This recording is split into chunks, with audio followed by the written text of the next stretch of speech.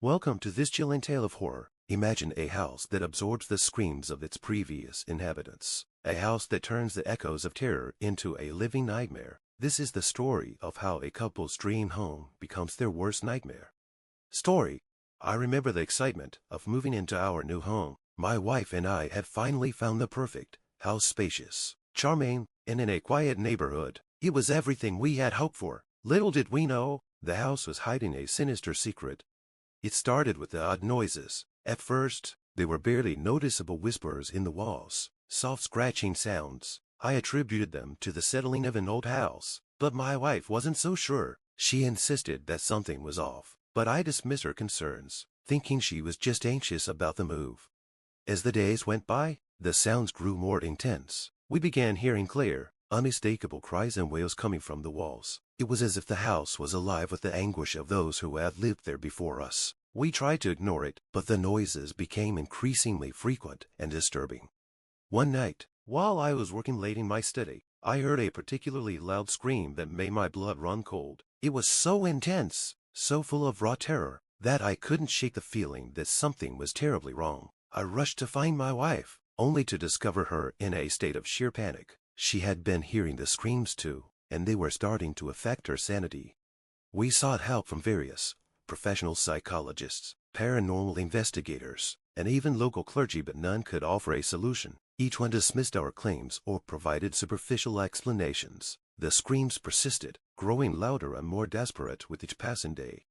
As time went on, the house began to take a toll on us, both mentally and emotionally. We started experiencing nightmares and hallucinations. The screams seemed to penetrate our very souls, leaving us feeling trapped in a never-ending cycle of fear. Our relationship began to deteriorate, and we both felt a growing sense of dread that we couldn't escape.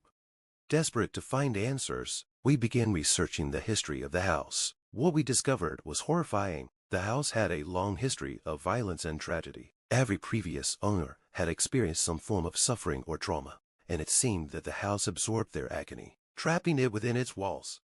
With each revelation, the screams grew more intense. They were no longer just disturbing noises, they became personal attacks on our sanity. The house was feeding on our fear and anguish, and we were powerless to stop it.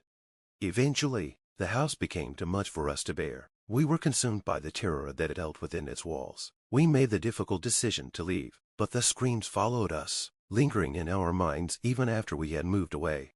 To this day, we can't escape the echoes of those tortured cries. The experience changed us forever, leaving us haunted by the memories of the house that devoured our peace and sanity. We left behind a part of ourselves in that house, and the screams remained an ever-present reminder of our ordeal. As we settled into a new life, we thought we had escaped the clutches of the house, but the torment didn't end with our departure. The screams that once echoed within those walls now seemed to haunt our very thoughts. Every night, I would wake up drenched in sweat, the echoes of those tortured cries ringing in my ears. We tried to rebuild our lives, seeking therapy and counseling to overcome the psychological scars left by our time in the house. Yet, no matter how hard we tried, we couldn't shake the feeling that the house had marked us in some way. We began to experience strange coincidences, unexplained noises in our new home, eerie shadows that seemed to move of their own accord, and a persistent sense of being watched.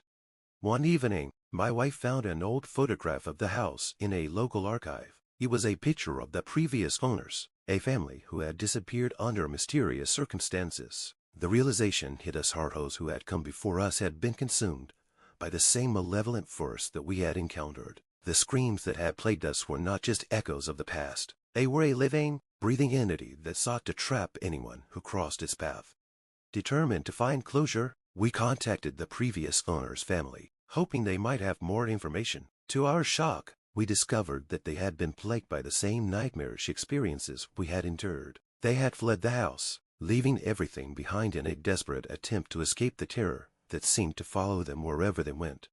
Our attempts to understand and confront the entity proved futile. It became clear that the house was not just a structure but a vessel of suffering. Its walls absorbed the pain of every inhabitant, growing stronger with each new victim. We were merely the latest in a long line of souls trapped by its insidious power. Eventually, we came to terms with the fact that some horrors are beyond comprehension, and that not all wounds can be healed. The house remained a dark chapter in our lives, a constant reminder of the fragility of our sanity and the depths of human suffering. We moved on, but the experience left an indelible mark on us. The house, now abandoned and falling into disrepair, still stands as a monument to the pain it has caused. Occasionally, we hear whispers of those who venture too close, adding their cries to the cacophony that continues to reverberate within its walls. As I reflect on our ordeal, I realize that the true horror of the house was not just in the screams we heard, but in the realization that some places are inherently evil, feeding on the fears and anguish of those who dare to enter. The walls of that house remain a testament to the darkness that can dwell within the seemingly ordinary, a chilling reminder of the nightmare that we survived but could never truly escape. Thank you for joining me on this final chapter of the tale. If you found this story haunting, please like and subscribe for more unsettling experiences.